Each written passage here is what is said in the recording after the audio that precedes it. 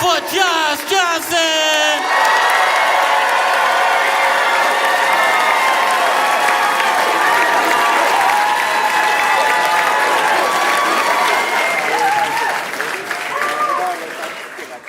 The world has a clear imbalance to it, and people get away with things all the time that they shouldn't be able to. But every once in a while, something really fair happens. Yeah, I mean, something happens that's so fair that you're like, even though a person took it into their own hands to make it happen, you're like, you know what, this makes up for a little bit.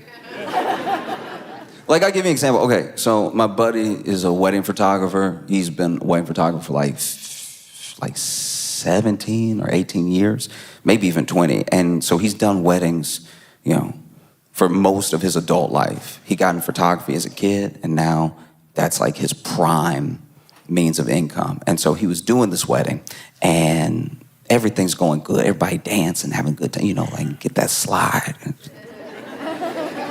You know, the toast, everybody's toasting, you know, I've always loved you. Good conversation, eating good food. And one of the bridesmaids walked up to him at some point in the wedding and was asking him questions because she was getting into photography. And she even thought, I might photograph weddings one day. Maybe that'll be how I make money. And so he was giving her, you know, sort of like lowdown on how he does it and how he expects there to be like a wedding season. That'll be where he makes the bulk of his money, and then he'll have to save up money. The conversation lasted about like 4 minutes, right? But then she walks off, and then the groom walks up, and the groom walks up and says to him, look, you are here to take pictures. Okay? I don't want to see you talking to the guests or anything, because while you're talking, you could be snapping, so snap, snap. All right? And so then this dude, you know, goes ahead like a professional, finishes all the pictures and everything. And they get their pictures 2 weeks later, which was the agreement. And the bride looks beautiful.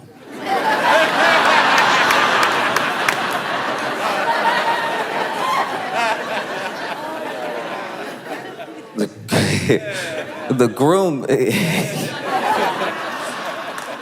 everybody was dancing, but somehow he caught the groom just...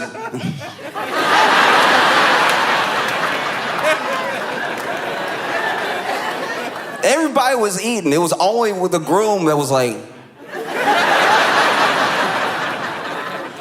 Everybody was toasted. It was only the groom that was like...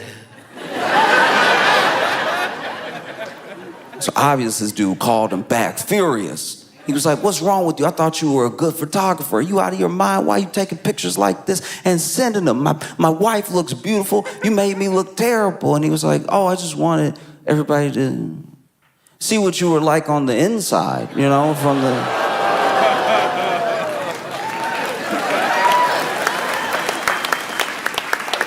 And so when I saw those Vanity Fair pictures,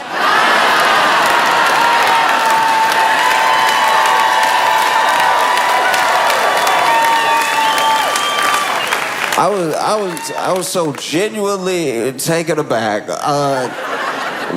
So in case you haven't seen them, wow, spectacular. Jeez.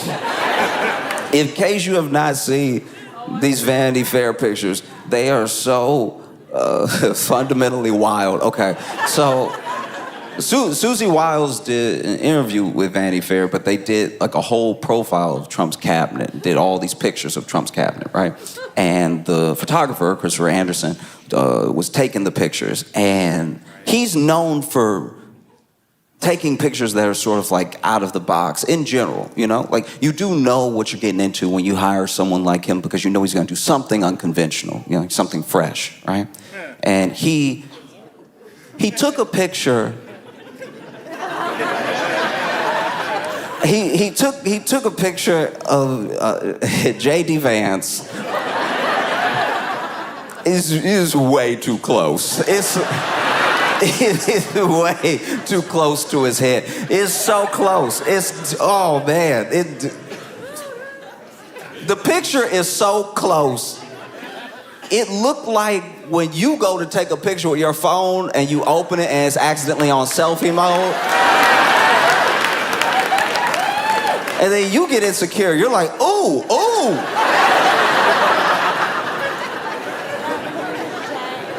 Oh, is that what people see when they see me? This is the last thing. This close is the last thing people see before I kiss them. That's insane. That's probably why we close our eyes when we kiss. Even our ancestors were like, this is too intimate. This is insane. The picture is so close to his head. It is so close to his face. His head, I shouldn't even say head. His head not in it. It is so locked in on his face. It's not, I can't even call it face. His whole face wasn't in it. It is middle head. He got, so the whole picture, middle head, middle face, center, locked in, middle head, middle face. And he's I don't know what his plan was for the picture. Because yes, this person was too close, but he also made that face. Because he made a face. It wasn't just his face. He made a face. He did like, okay. There's a sneer that dudes will do if they think that they're bad. You know what I mean? Like there's like you lift one side of your face. It's like you're gonna smirk. It's usually what a villain does in a movie. Like, right when they're introduced, they'll be like, huh.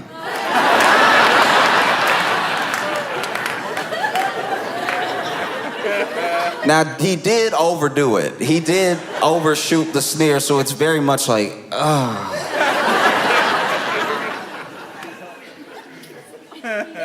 Looked like he stepped on a Lego and was trying to hold it together. You know what I mean?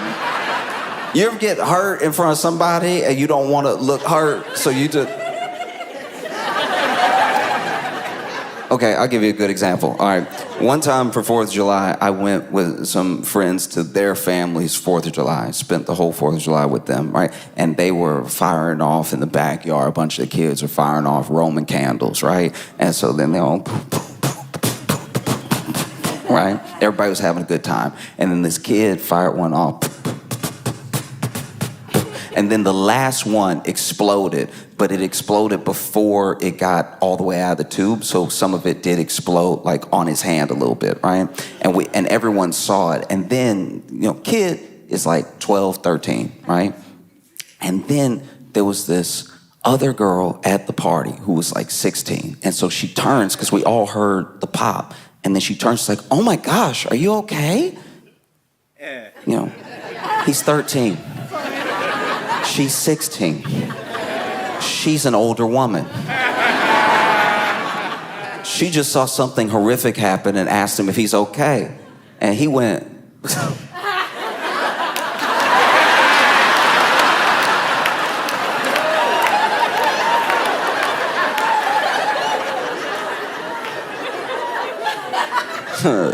yeah, I'm fine, you know.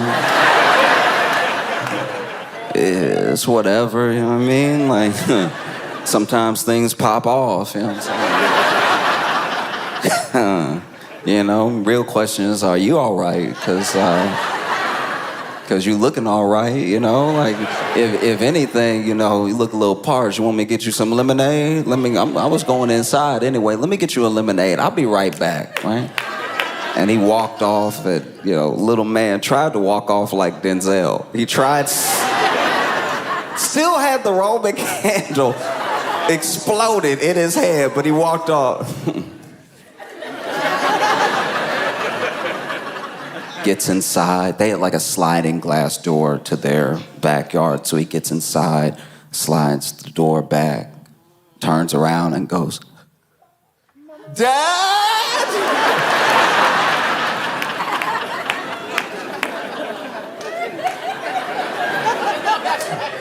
Anyway, J.D. Vance had like a...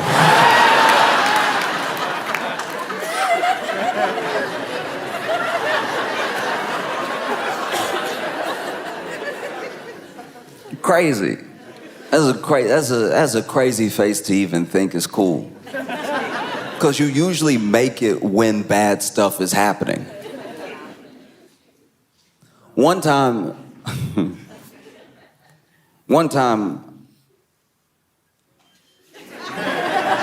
this is vulnerable, I'm sorry, but okay, so one time I went to this fair. It was when I lived in Chicago, and they did like that Taste of Chicago thing.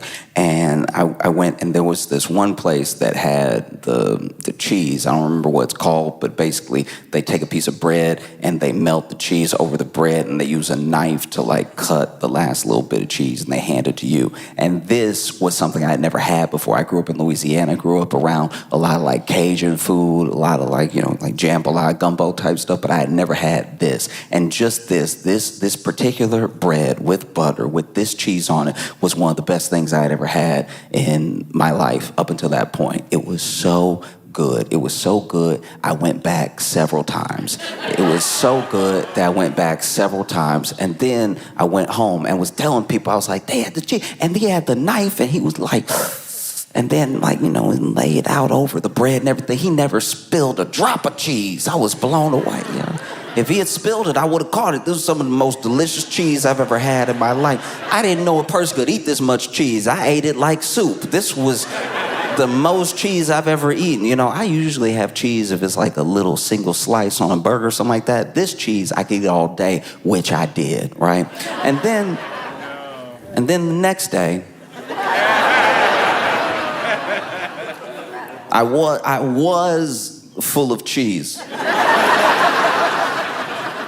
I was full of cheese the worst way possible. I was so full of cheese. Okay, so not only did the cheese mess me up, because I had nightmares. Because you know how they say, don't have dairy before bed and everything? I had eaten so much dairy that it was basically before bed, even though it was hours of...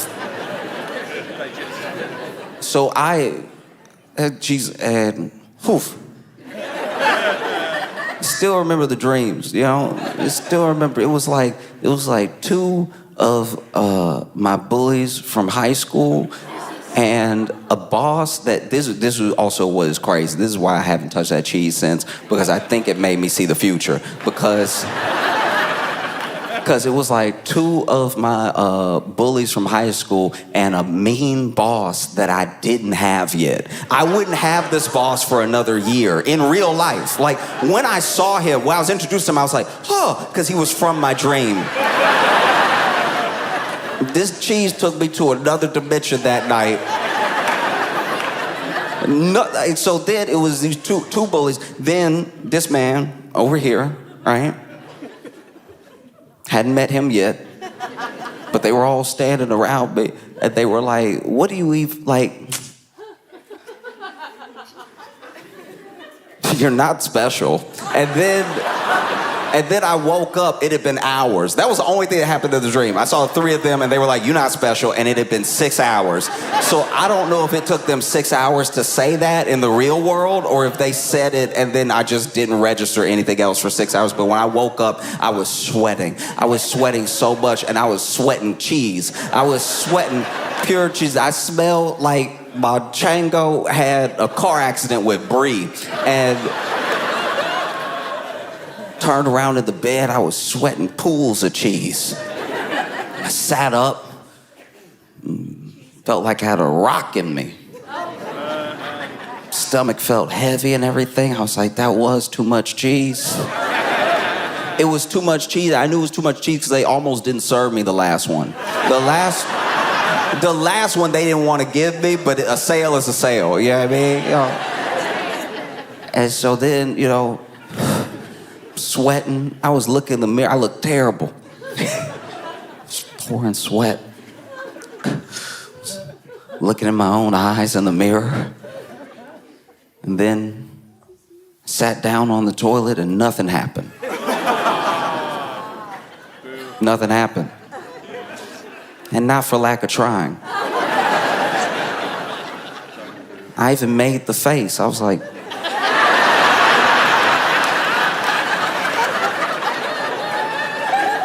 So when I saw J.D. Vance in the Vanity Fair, I was like, that's clearly too much cheese. This man looked full of cheese. The picture is so close to his head. It is crazy. It looked like him, but doesn't look like him. He's got one of the most interesting faces I've ever seen. Because he is not, but somehow almost, but definitely not, but maybe, but if you look real fast and blink twice, kind of handsome. You know what I mean? Like if somebody flashed a picture of his face, you'd be like, I think that was a chin. Like I think whoever you showed me has a chin. And then if you look at him too long, you're like, what are your cheeks doing, all right? What is their function? Are they out or are they in? I can't tell what is happening under that beard. Even his eyes, I'm like, is that eyeliner? Is it eyeliner, or does he just have like a smoky eye naturally? Is that what evil does to a person? You know what I mean? Does he look like...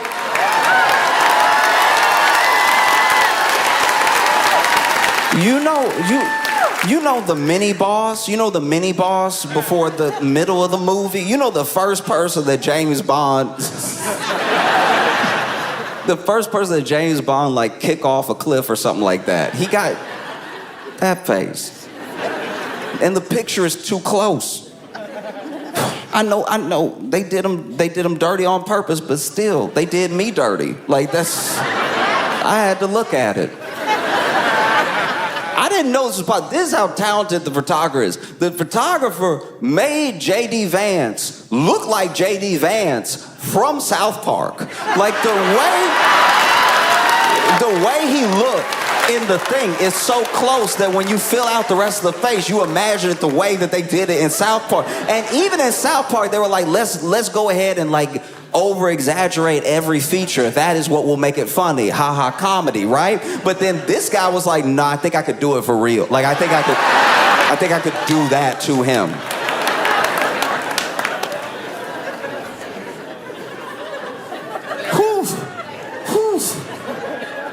I don't know. If I had a picture of me like that, I think I'd have to start anew. New life, new face. That is crazy. And then they didn't just do the close-ups, you know. Christopher didn't just do the close-ups. He did a bunch of other photos. Took another photo of J.D. Vance. This one was full body, all right? But this one was also hilarious because he zoomed out too far. Like this... J.D. Vance is over here. He probably told him to stand against the wall and give some sort of power pose. So then he's over here, got like, I think he's holding his ring or something like that, trying to give like a sort of House of Cards look. Like. Meanwhile, he doesn't know. The camera zoomed out enough that it's not just him at the wall, it's the floor. It's like a part of another room. I don't know what that is. I'm not acting like I know, I wasn't there, but I think he snuck a couch in the picture, which is also crazy work. That is a wild thing to do to somebody. To put a Wayfair-looking couch in a picture of J.D. Vance trying to sulk a little bit. It's a very romantic picture. It's crazy right here. And then, he wasn't done. Took a picture of Marco Rubio. And he took a picture of Marco Rubio. He decided to make this one black and white. J.D. Vance's was color.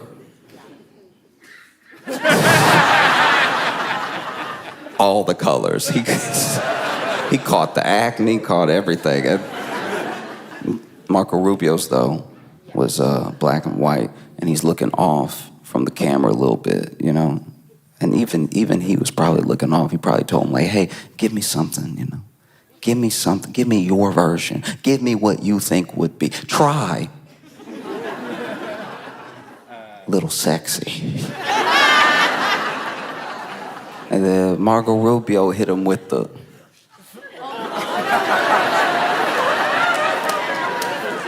But he did it so close. He took the picture so close that Marco Rubio just looks slapped. Like...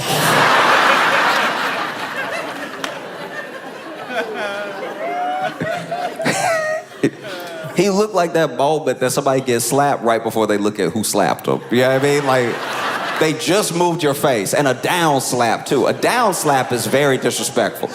Normally, when being slapped, as someone who has been slapped, being slapped, depending on the situation, the height of the person, and their feelings about you, the slap is normally a sort of follow-through. You know what I mean? It's sort of a bow this way from right to left, you know?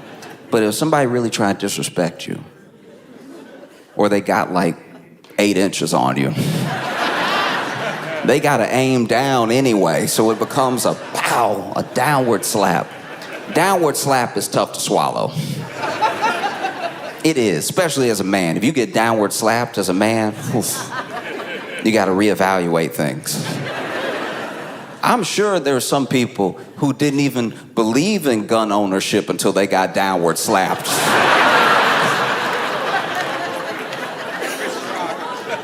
Getting downward slapped will change your life. You know, wow, right? You don't really catch up. Up is too close to an uppercut, but up would be funny. Somebody jump up, pow. Face goes, ooh, look at the stars. But this, you know, Marco Rubio down like this. Look like he's sulking a little bit. Like the picture is so close to his head. It looks like it looks like you are comforting him.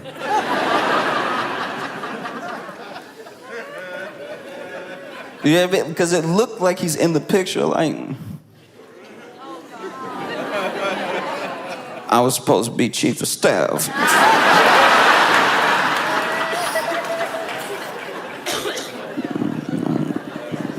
He promised.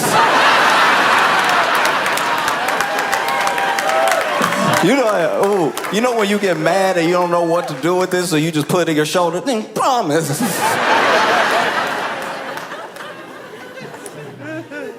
Down.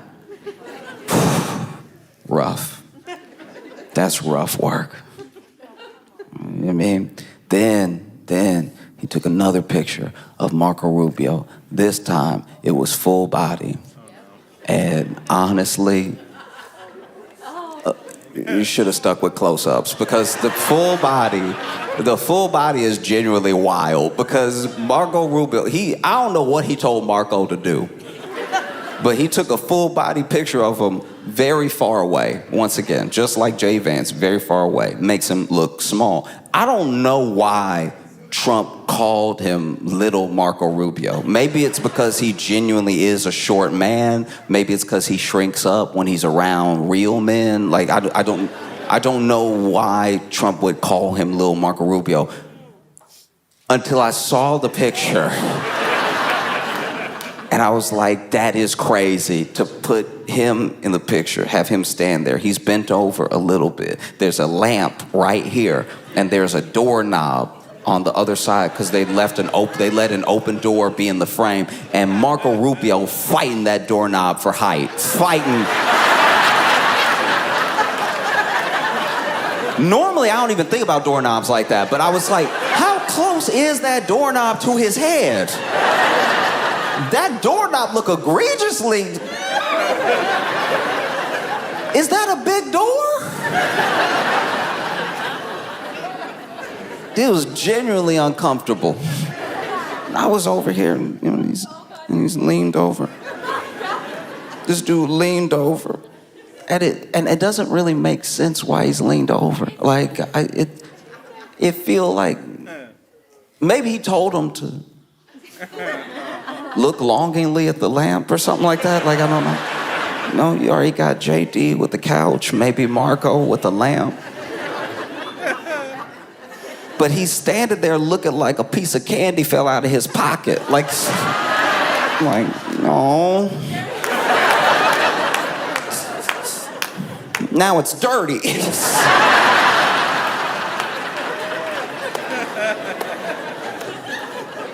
Oof. Oof. Even the picture that they took of all of them together, I'm sure that they thought, there's a thing that happens when you're taking pictures, you know what I mean? Where you are going off of what the person telling you to take the picture, they're telling you to do. So you are assuming whatever they're telling you to do is gonna look good, and that's why they're telling you to do it. You know what I mean? So that they see everybody, you see everybody in the picture. He did one where everybody lined up around a desk, and even that one, he was too far away. So you just see like Stephen Miller on the edge, you see like Caroline Levitt standing up, and I'm sure they thought that this was gonna be like the next cover of the reboot of West Wing.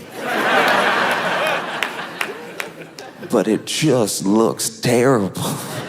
Like they look terrible in it. As a photo, I can't look away. Even with Stephen Miller. A picture of Stephen Miller is already unnecessary. Yeah, I mean, it's almost impossible to look at Stephen Miller and not think of like Megamind, you know what I mean? Like, but this dude got real close to Stephen Miller. Dangerous, right? This dude got real close to Stephen Miller, and not as close as J.D. Vance and the others, right? You can see his whole head. And I don't know if he made him like tilt his head or if Stephen Miller just did that, but he tilts his head. And he did this one in black and white too. He did this one in black and white. You had a bunch of shadow, harsh shadow across his face, really like accentuating like the age in his features and everything, not really able to see his eyes clearly. And this man made Stephen Miller look exactly like an old picture of Joseph Goebbels.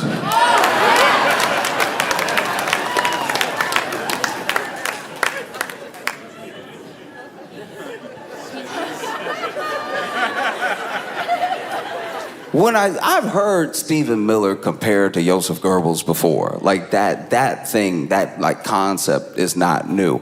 What is insane is that Christopher Anderson heard the comparison and he was like, yeah, I could do it. I could do it.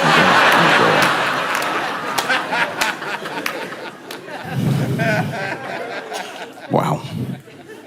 Wow. Even the picture they took of Stephen Miller, like sitting on a couch, right? I think he was on a couch, may have been in a chair. He's over here, arm over, like this and everything. Probably told him, hey, sit like you're powerful.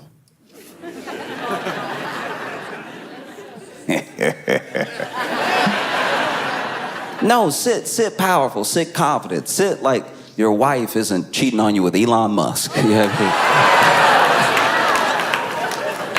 I don't know, it's what I've heard. I don't know. He tells him to sit down, he sits down.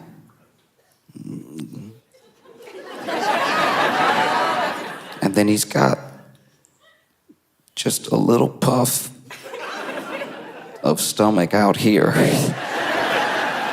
Something that normally a photographer would crop out if they liked you.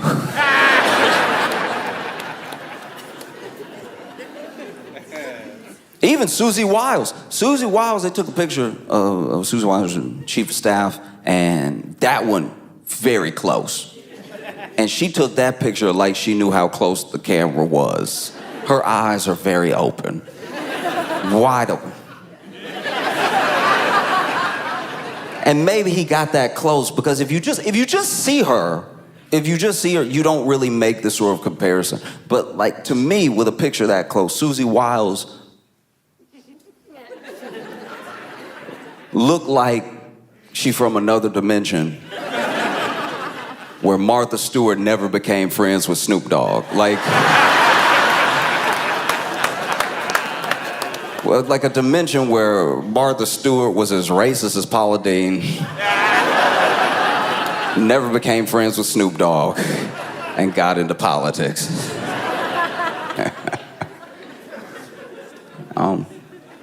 Whole thing was crazy. He even photographed one guy. I'll admit, I don't really remember who that dude was, but he just sort of made him look at the ceiling. And I was like, all right, fair enough. Yeah, I guess he's also confused about what he does.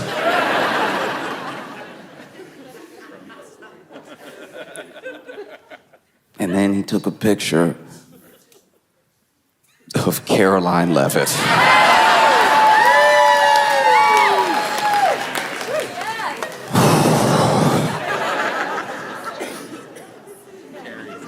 It's very close. Some would say 2. And it just, wow. Wow, it's so close that when I saw it, I was genuinely shocked. And I was like, yeah, that's a statement. That's a statement. I mean, you are the mouthpiece for the government.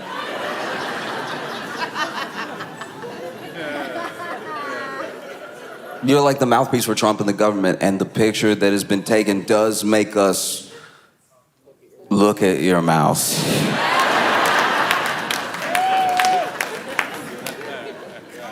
Yeah, I mean, usually it's full of lies.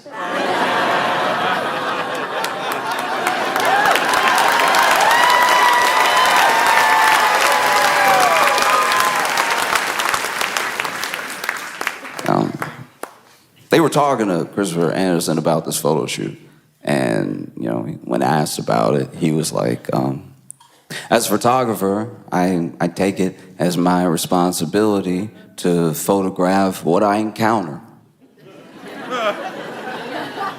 I don't know if he's British, but that seems like a very posh way to say, I was just trying to show who you were on the inside.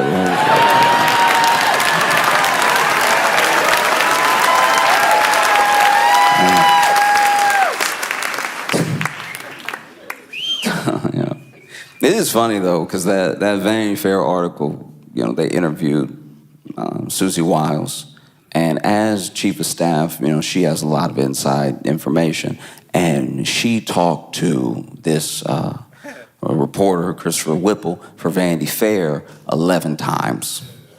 She talked to him 11 times. So it's not just like one interview that she could say is being taken out of context or they didn't use the whole thing. She came back 11 times. 11, wow. 11's a lot. At 11, y'all are like close. And yeah, she was just sort of like airing everybody out. It was crazy.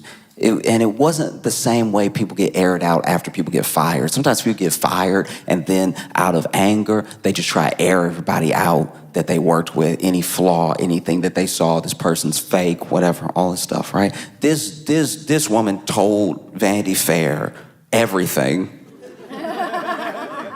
and then clocked back in. That is a pimp move if I ever saw one.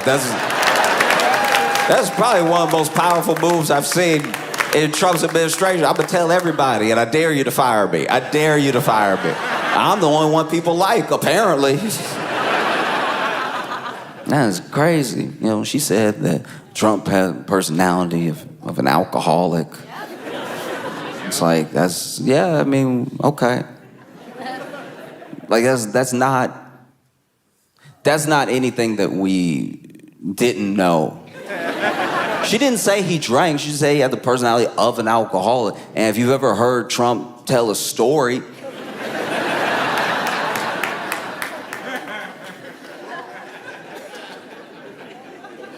I've been to more than 1,000 barbecues where the same type of story was told by the same uncle who had to digress, who... if you told me Trump had been drunk this entire time, I would believe it. I'd be like, that all checks out now. This This actually makes so much more sense if you were drunk. Like, even a rally, you'll hear him speak at a rally, and you're like, if he was drunk, it would make sense that he speaks in commas. He can never just go through one sentence.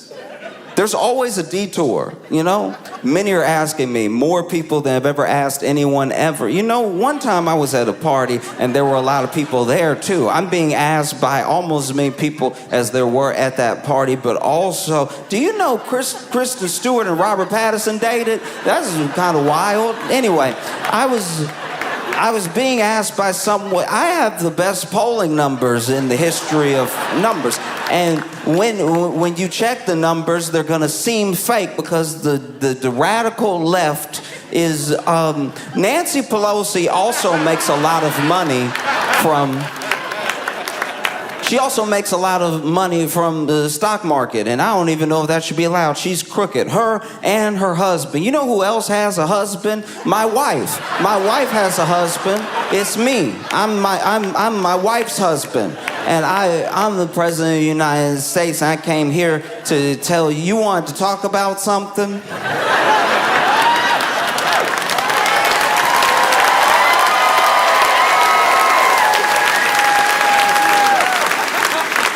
The closest thing I can describe, like, Susie Wiles' Vanity Fair thing to is, when I was in college, I would go to this fast food restaurant that was near the campus. I won't say which one, but I would go there, and I would go there just to hang out with one of the cashiers because she was amazing. She always was ready to tell you everybody's business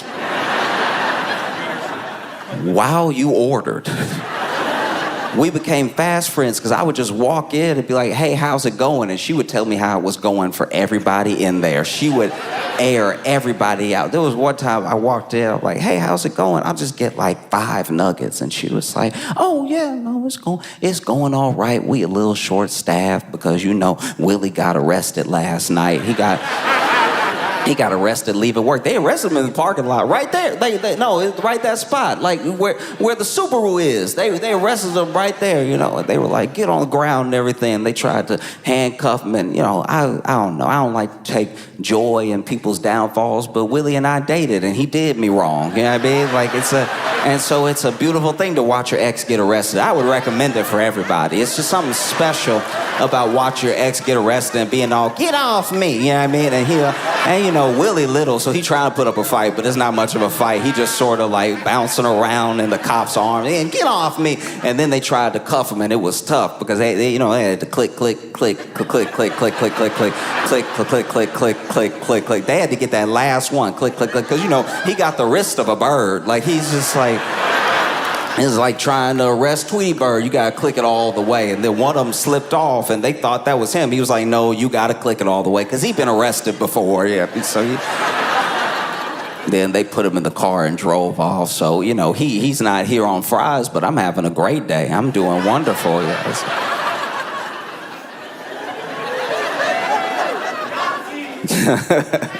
There was one time I went in there, I was like, hey, how's your day going? And she was like, you know, Trisha getting on my nerves. Now, admittedly, I only knew her, so I didn't know what Trisha was supposed to mean. She's like, Trisha getting on my nerves, you know what I mean? Like, she over here acting like she can't handle the drive-thru because she pregnant. I'm not even kidding, because she pregnant. We all pregnant, Trisha.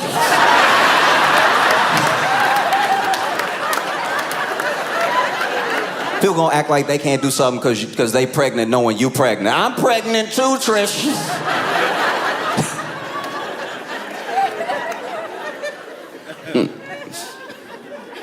I mean, you know, it's just handing people stuff. All you gotta do, take a credit card and go ahead and, you know, hand it back. That's all we asking you to do, you know? But she over here, ooh, my back, ooh, my stomach. It's in your stomach, stupid. Your stomach gonna hurt, okay? You know what I mean?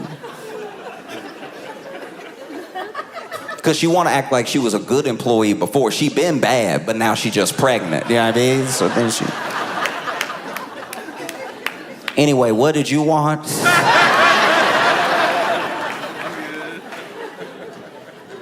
I was like, I just wanna know more. There was one time I walked in, I don't know what beef they had before I walked up, but she was walking to the counter. And she was walking to the counter and was leaning to the counter, saw me, and she was like, as she's turned it, sees me, had one more thing left that she wanted to say. She leaned towards the counter, starts getting ready to type of thing. But then she's like, stay pregnant, Trisha.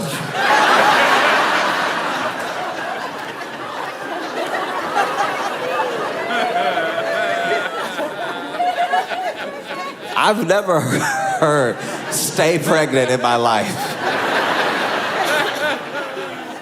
But I don't know if I'll ever forget it. Just would air everybody out. So when I was reading this Vanity Fair article and I was reading what Susie was saying, I was like, all right, I've been here before.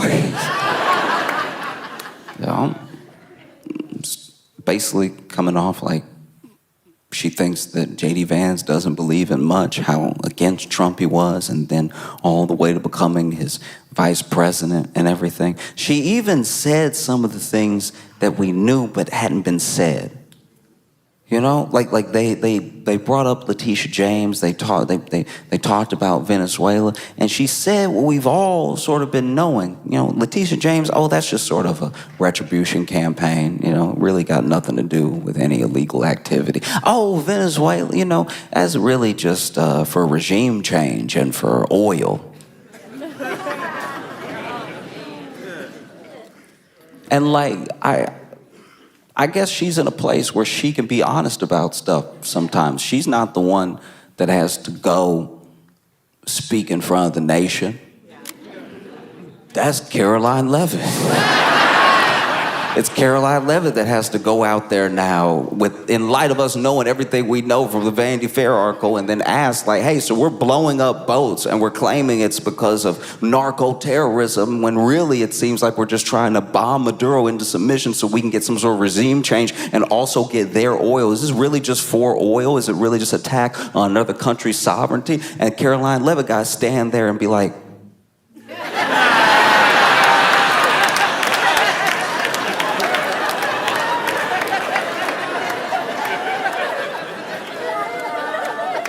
the president has been clear about this.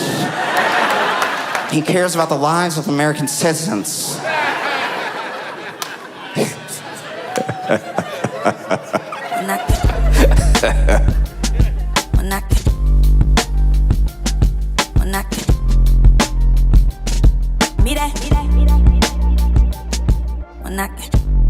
Please make it loud for Josh Johnson!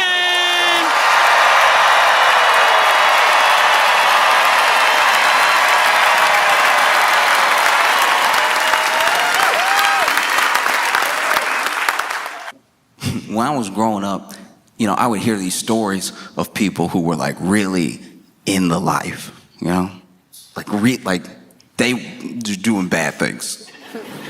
They were like, this is bad. Probably gonna go to jail. And I heard this story one time. This dude, everybody got locked up, but there was this trap house. In case you're not aware, a trap house is where illicit materials are sold.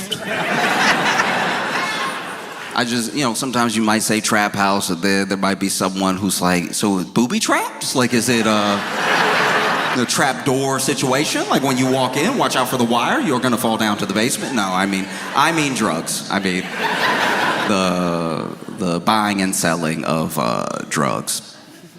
And so this trap house was known for being pretty busy. It had become so busy that they had bought some property, you know, several blocks away and opened up another trap house. Business was booming.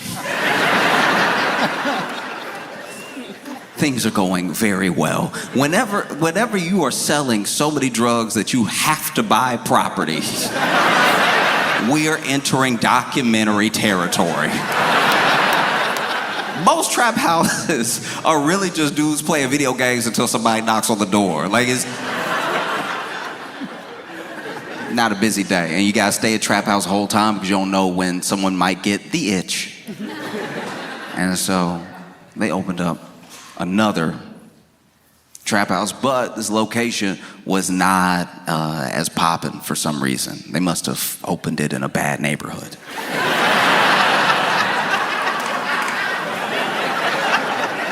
Can you imagine? Can you imagine being all drugs, be like, I'm not going over there though, that's dangerous. And so even though they opened another location, and even though they tried to tell people, hey, you can come here or you can go over there, people liked the original trap house.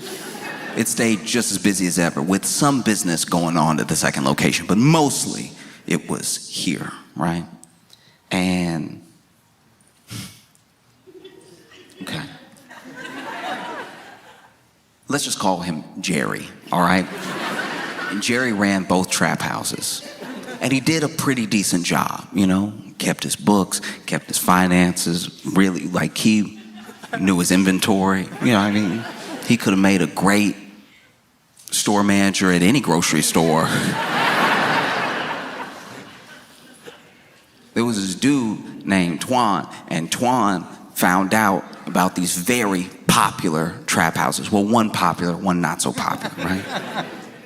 And he made a plan to rob the trap house, the main one, the lucrative one, right? So his plan for robbing the lucrative trap house was to basically set up a diversion at the one that wasn't as busy. So he basically faked a robbery at the one that was not as busy. He had some guys go over there, bang on the door, act like they had guns, they were about to break in, because he knew it would make everyone call Jerry. Jerry and his boys would go over there, you know. By the time they get there, those guys have already left, and then the main trap house is left defenseless. They break in, Twan and them break in, they steal all this money out of the trap house, right? Take it back to their place. Now their place is a stash house. Stash house should be self-explanatory. If I've lost you at Stash House, I cannot help you. But the trap house has been robbed, everything's been taken back to the Stash House, okay? And then Twan and his boys thought they had made a killing. They were like, this is great. No one even knows that it was us, because they had planned it very well. They planned it all the way down to the detail of if those guys who did the fake robbery got caught, they wouldn't even know who hired them, right? But Jerry's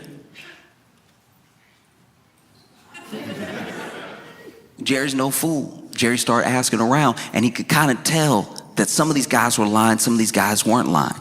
He traced everything back to Twan. And so he set up a plan to rob Twan's stash house. To go in there and not just get his stuff back, but take the rest of whatever was in there. And his plan wasn't as meticulous. He just sort of ran up in there with a lot of men and guns. Now what he did do is he waited. He learned the routine. He learned who would be there when. It took months. And then finally, he was like, we're gonna do it on Tuesday. They never paying attention on Tuesday. I'm gonna run up in there. It's only gonna be like 5 of them. If it's 15 of us, I don't think we'll meet a lot of resistance. It's not like it's their money, it's Twan's money. And so that's what they did. They broke up in there, went ahead, zip-tied everybody, and took everything, which took several trips. The people at the stash house did have to watch themselves be robbed for quite a while. Imagine you over here, you're not gonna get away with this. Then you think they've left, they come back in the door. Left all this right here. And so then one of them, being new to the lifestyle, being a new, some would say prospect gang member, was so appalled at the theft that when he freed himself, lacking all presence of mind, called the police.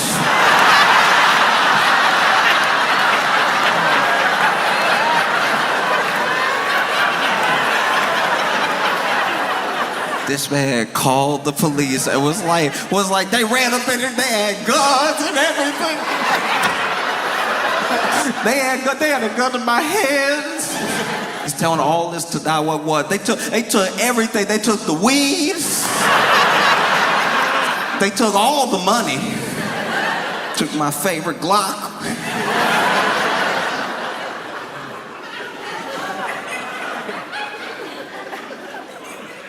And, you know, some people were duct taped and everything, duct taped over the mouth, zip tied behind everything. So when, you know, as soon as he called 911, he started freeing everybody else. And as soon as he ripped that tape off, they're like, "What is wrong with you? We gotta get out of here now." And so then they all left. They all ran up out of there because the police, catching wind that there was a robbery of the stash house, made themselves available immediately. No, they got out in time not to get caught. They got out in time to see the police raiding the stash house from a few doors down.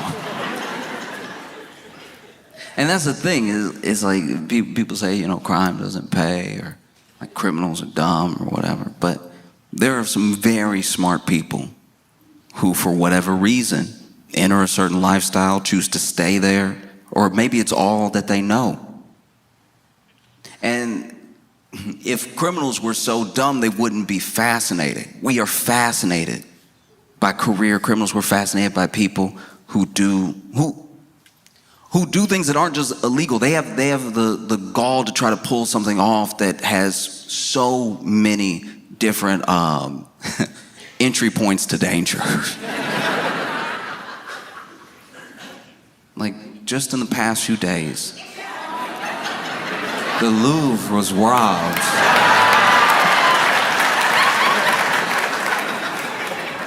And I have not been able to settle. This is amazing. Okay, so if you're not familiar with the Louvre or the Louvre or whatever,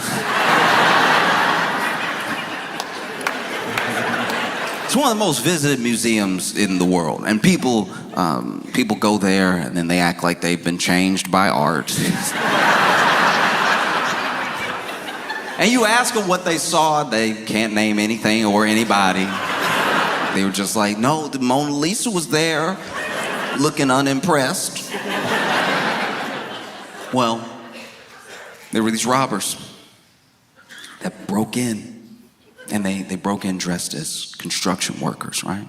They had actually rented this like powerlifting vehicle that had a ladder that would bring them up to the next level where they could cut in, because they brought tools to cut in through the window and enter that way. They didn't want to just come through the front. And it made sense that they were dressed as construction workers, because the Louvre is under construction. Permanently, I guess. It's always under. Why is Europe never finished? Europe always, all of Europe, always, unless you're out in the country, there's always like, "Oh, we gonna fix this road." We've been working on it since 1822. But that's y'all's fault. Y'all keep changing the roads. We just, right when we finished the cobblestone, y'all were like, "No, it's asphalt now." And so look, they break in, and they break in with these power tools. They had like an angle grinder and everything. And that's when the alarms were going off and stuff. And then they get in through this museum window, and the part of the museum that they're in is where these rare crown jewels are being held. Right? They didn't bother with the Mona Lisa. There was a crowd, there's a line. You'd never make it out. People be like, "No, I want to see." And people keep, they keep criticizing the security. They keep criticizing the people that were doing security, but those people did approach them. They were like, hey, you don't. you better not. Because what is museum security really supposed to do? Let's be honest. Let's be real. If you work security in any format, they should arm you with as much as it takes to protect what's supposedly valuable.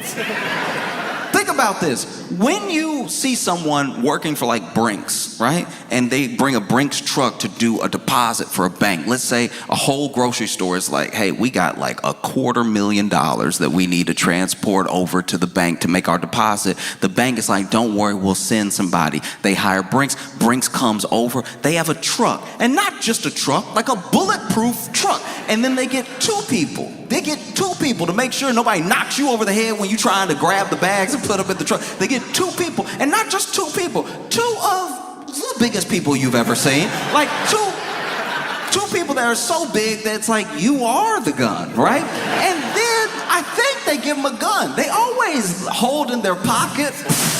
Maybe they don't have a gun, but it looks like they have a gun. And they don't give them cuffs because they don't plan on taking any prisoners.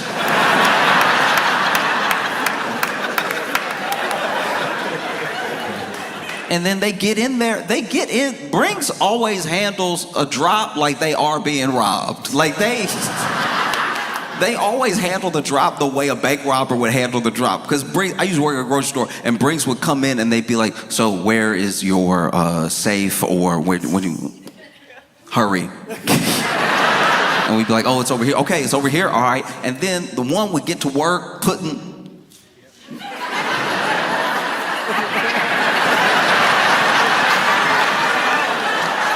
the other one just watching us. I'm ringing people up. I'm putting more money in the till, and they were still like, but you might try anything. I don't know you. And then they would leave, and they'd leave all fast. And then they'd run into the truck, throw everything in the truck, and then they would always peel out a little bit, which made me uncomfortable. One time they came and did a pickup, and I was like, y'all sure that was Brinks? Because they were a little squirrely.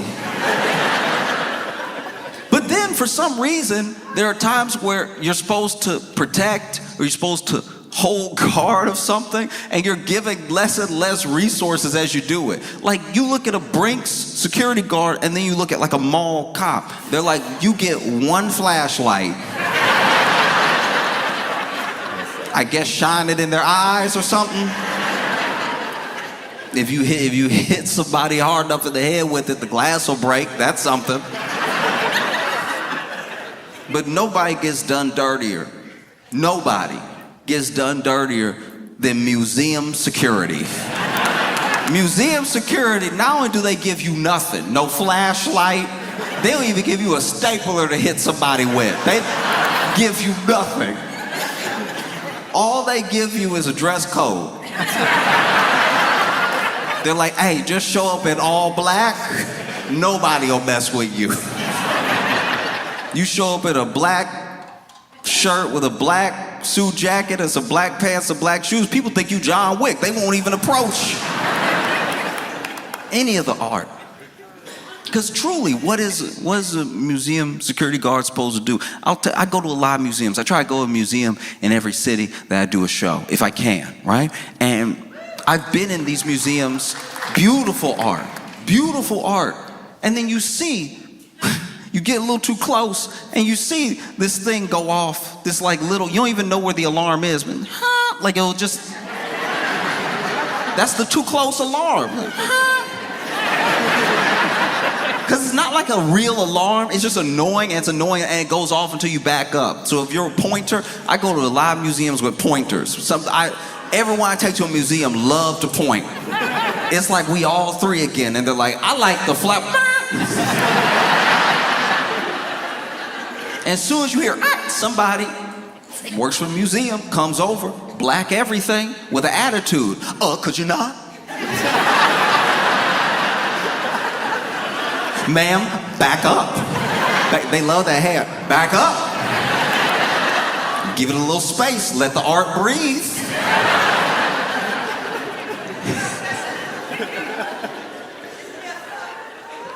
And you want to know? You want to know who a museum security guard's arch nemesis is? Because it's not like a grown man. It's not a grown woman. It is any child. Any child will ruin their day. Because I don't know what it is about the frequency of the alarm, but if you're 4, you can't hear it. If you're 4, you're like.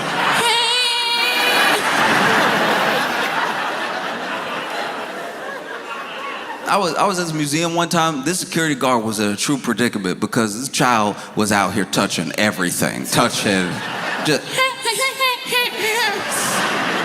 He was touching it to the point that it sounded like their alarm was going off to the tune of Mary Had a Little Lamb.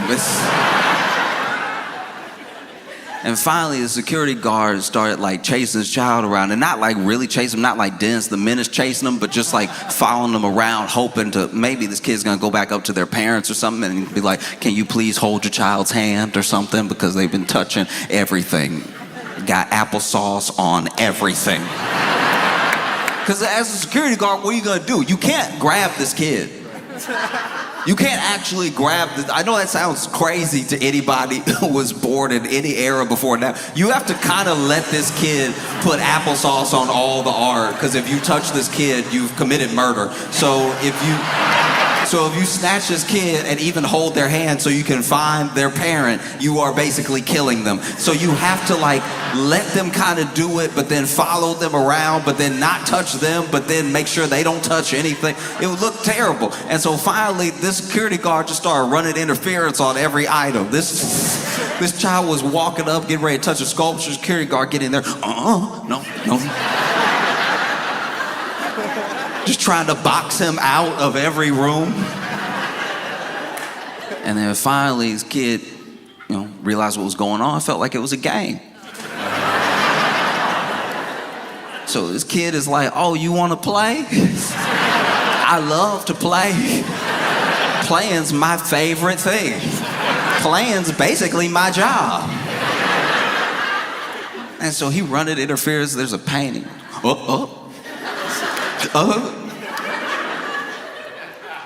And finally, this kid gets boxed in. And even the security guard's like, "I don't know what to do now." Because like, this would be when you would like snatch their hand and be like, "Hey, is your child not with you in the museum? I might have them." But he was like, doesn't want to touch his kid, but doesn't want the kid to touch anything else, but then is in the corner, but then is also a grown man cornering a child in a corner. Just because you're at work doesn't make it look better. All this kid has to yell is "stop," and you going straight to jail. I'm your only witness, and I'm not really here right now.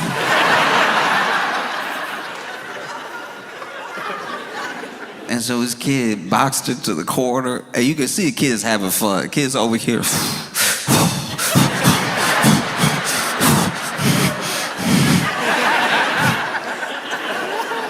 Nowhere to go but under. This kid slipped under his legs and ran away. This man turned around. Started chasing after this kid even more, and then the kid went to the only room he hadn't got applesauce on.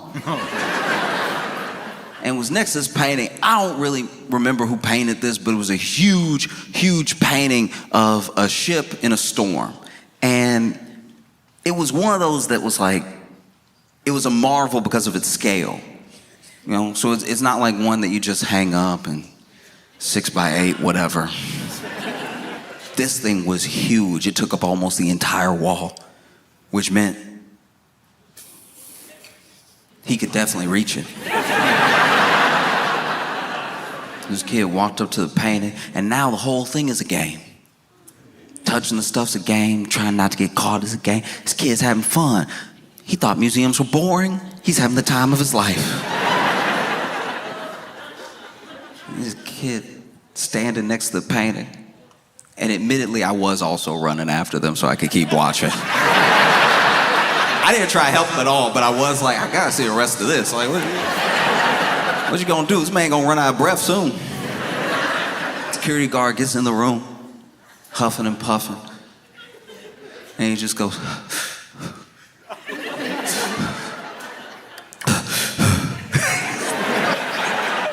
even the kid for a second was like, ooh, are you? That might have killed a grandpa. I don't even know.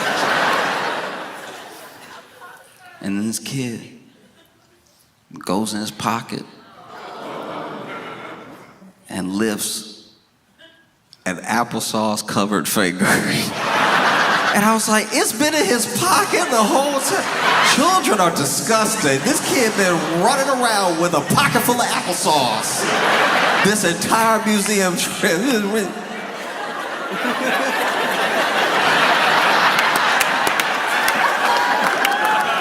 And then Unc running security goes, don't.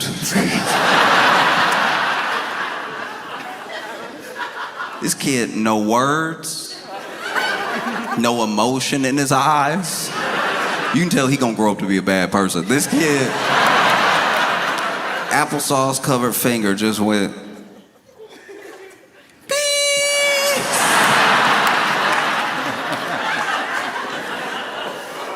and so if a security guard is defenseless against a child, what do you expect them to do against actual robbers with angle rods that they just used to break into the second floor window? Because the security ran up on them, no, hey, get out of here, none of that. And then they went, vroom, vroom, vroom.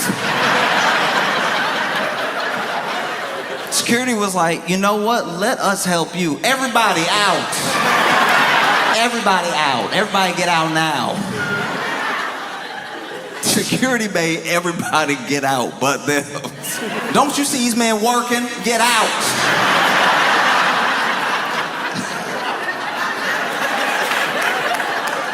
They over here on time crunch. And you over here, ooh, look at the jewels. Get out.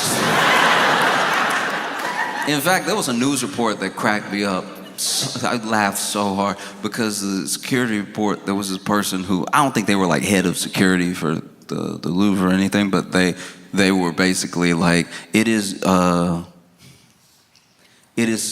museum security's #1 job to make sure the people are safe, and that's what they did. They made sure the people were safe. And I was like, you are changing the narrative right now, because anytime I got too close to a painting and I heard the and then I had somebody come over, it didn't seem like it was for my protection. You know what I mean? It wasn't like they were running up, hey, that one, that painting, that wakes up. Don't get close. Please.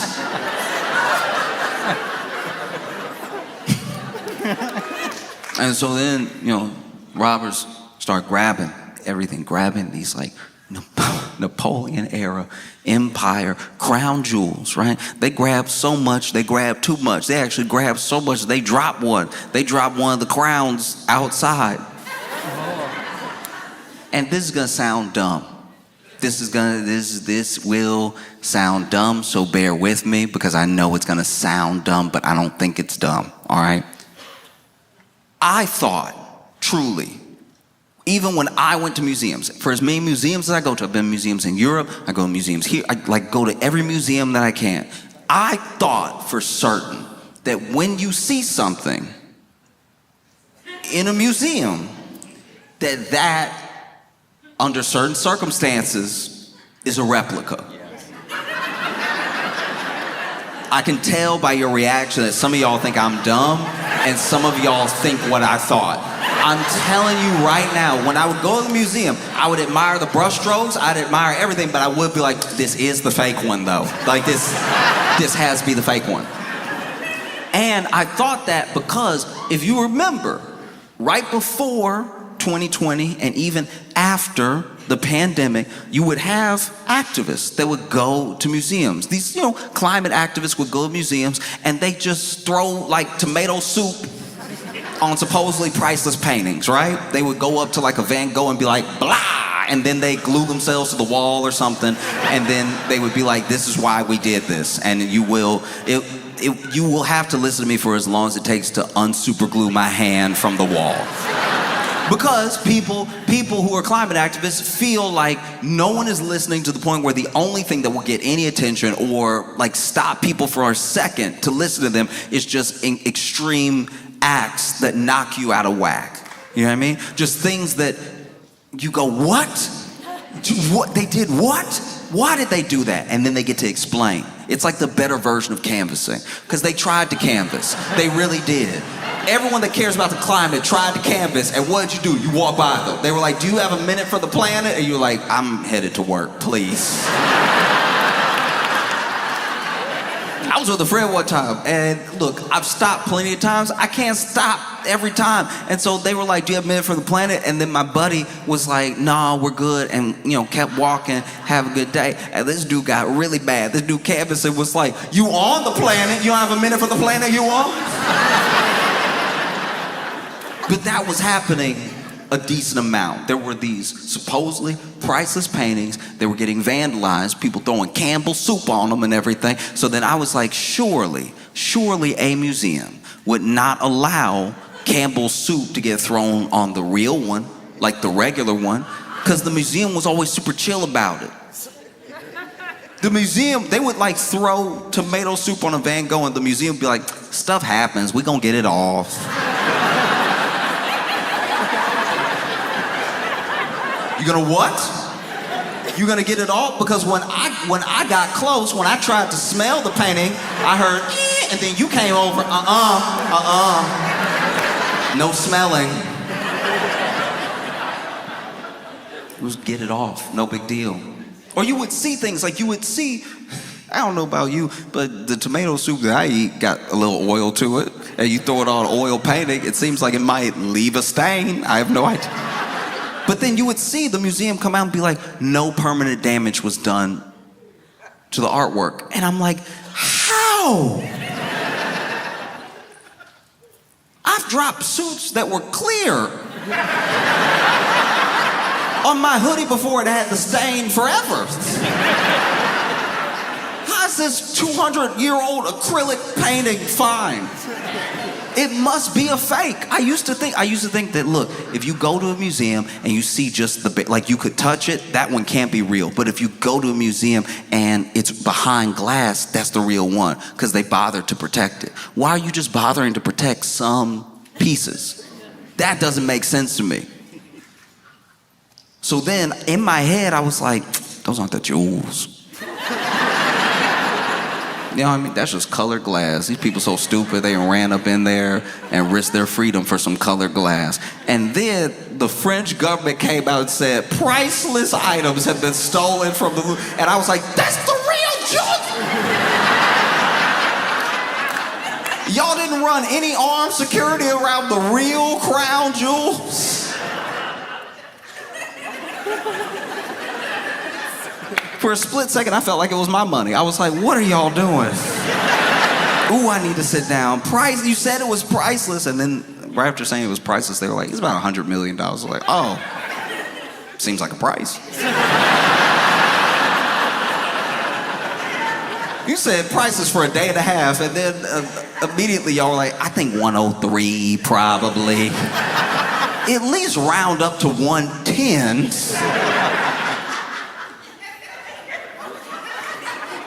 And then, in my opinion, museum handled it wrong. They were over here freaking out. Everybody, the French government, they got everybody on it. They got like their version of the FBI. They have the local police. They have everybody on it. They plastered all the jewels that were missing all over international news and everything.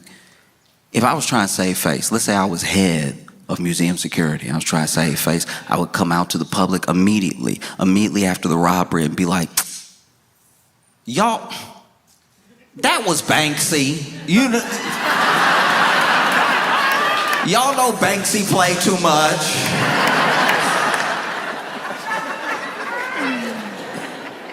But this is where I wish that they had done a better job of being creative, being inventive. You've just been robbed, one of the boldest robberies that we've seen. And you are the most visited museum in the world. Why don't you just see this as a W? You know what I mean? Instead of freaking out and shutting down the whole wing and staying closed for a day, all you gotta do is put that tape around the crime scene and make that an exhibit. We all wanna see it. Bring people in. Make the security guards that did do their job, the tour guides, just be like, it was 4 of them. They ran up in here. I was like, hey, get out of here. And they were like, ving, ving, ving. I was like, you right. All right, I'm gonna go. But I'm telling everybody, and that's why I'm telling you now. And yeah, you can see the glass right here. Take a piece of glass home. You can take a piece of glass home if you want. The jewels used to be right there. That's crazy, right? Jewels used to be just like, and the light used to hit it like that, but then they brought the grinder and they was, so. But they were real the ones. That's why I'm doing this now, or else I'd be fired. Oh, it sucks. It does. It sucks because, like, it's just gonna turn museum security into TSA.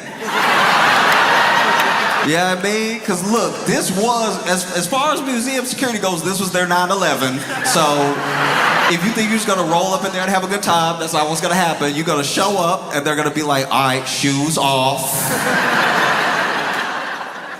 They all gonna have the wand now. Oh, brutal stuff. You're gonna walk into your local museum. You're not even in France. But there's gonna be that security guard, takes his job extra serious, and be like, you're not gonna get me, not today. Pants down. Pants down. No, I got a check.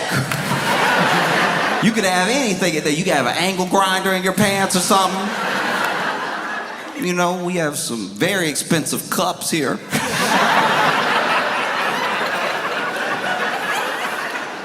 I love a tour guide at a museum because then they'll tell you how expensive something is. And at least with the pottery, maybe this is me not being cultured, but some of the pottery that's in museums, and then they'll tell the story of how the pottery got to the museum, and then they'll be like, you know, this is worth easily $100,000. And I'll be like, nah, it's not. It's not. Like, it isn't. Like, it is not. As much as it is here, it is not worth that. Like the function of is, like it is here, like it exists, like it is. It is here. And it is not worth that. And you know how it's not? I know it's not worth that. I know it's not worth that. Because you had to tell me how much it was, because I thought it was worth nothing. I thought y'all dug it up and brought it here because y'all were like, this was just in the ground. Isn't that interesting? I bet you people aren't leaning over the register at the gift shop being like, how much was that clay cup? I only have 50,000 on me. Dang. I would have loved that clay cup that looked like a caveman did it. Because I need to be clear here. I'm not just trying to be rude. The one that I'm talking about, it wasn't like some beautiful African art. It wasn't like a Greek pot or something that was painted with a story on it. It just looked lumpy. It just looked lumpy to the point where I was like, even when they drank out of this, there's no way they got the water on a consistent basis. You could tell it's primitive because it looked like a cup that gulps. Looked like it pours when it wants to. Lip of it all uneven and everything. This is $100,000. I'm like, all right. You sure you didn't look at it too fast and add 2 extra zeros? Because I don't think so.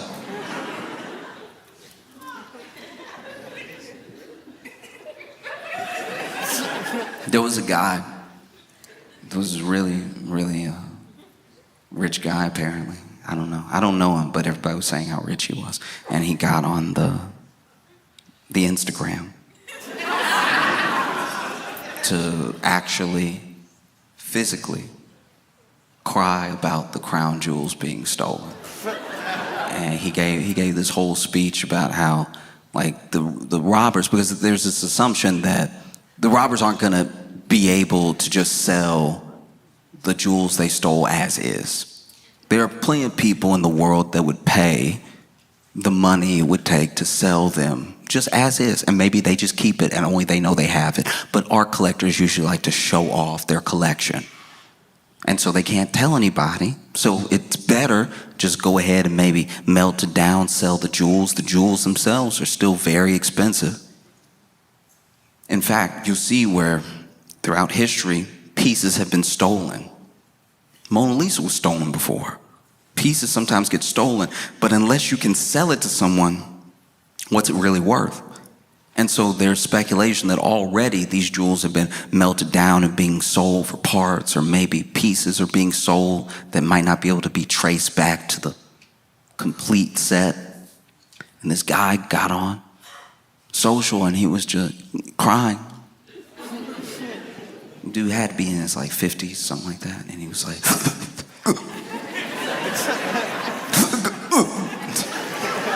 Is that crying where, okay, you know, it was like the crying you do when you're little, but you let yourself do it again when you get grown if something gets to you enough. Which is crazy, because he went online to cry, but then was fighting the crying. But he's fighting the crying to camera. But then just don't turn the camera on yet. Like, if you, like, let it out real quick and then do your video. You doing the video, like, no one putting the video in your face right now. You doing the video and you, wait, just wait. No one asked for this video. You could wait a day. You could wait till you're over it, or you could just not do it. But this dude got, some people just cry like they choking, and it's just,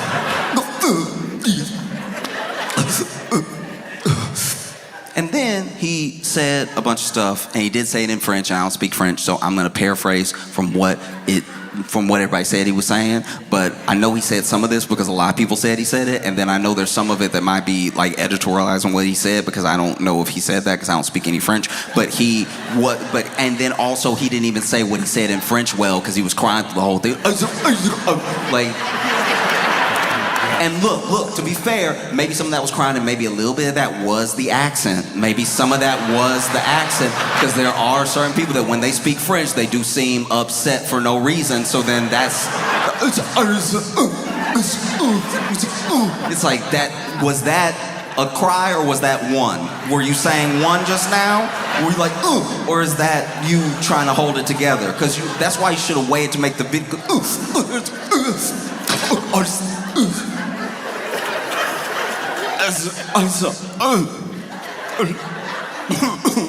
That's a cry. That was not French. That one.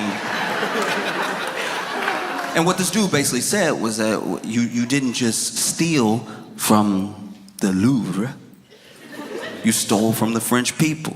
You stole a piece of our heritage. You stole a piece of our history. And if you melt that down, if you repurpose that, if you sell that, you will burn in hell, because you have stolen from the people. And I'm almost positive, I don't know everyone who's seen the video, I just know that I saw it, but I'm sure if you saw that video and you were from Africa or Brazil or just anywhere, I'm sure you watched it and you were like,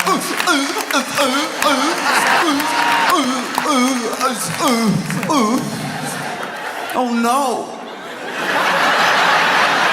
Someone stole a piece of your heritage?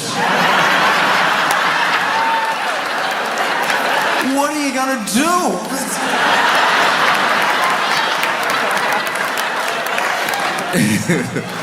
Someone in Sri Lanka is like, not France. No.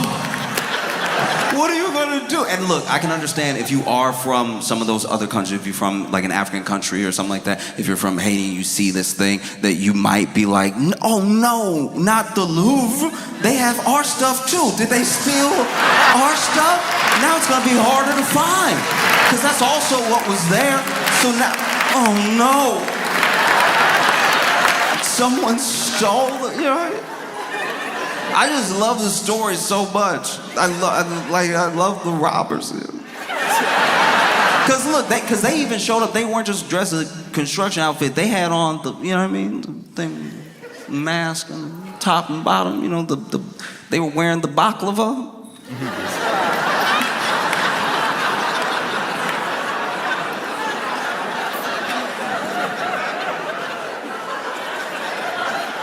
I don't know, I love this crime so much because it feels a lot like, it feels a lot like somebody that runs a trap house robbing a stash house, and then the person from the stash house is like, we gotta call the police. I can't believe somebody would steal from us. This is unacceptable behavior. We stole all this stuff fair and square. This was ours. And then they took it from us in an act of injustice.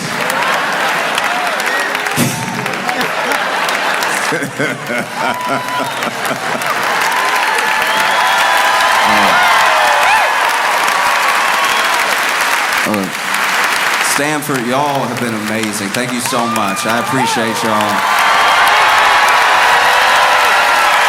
I hope you have a phenomenal time.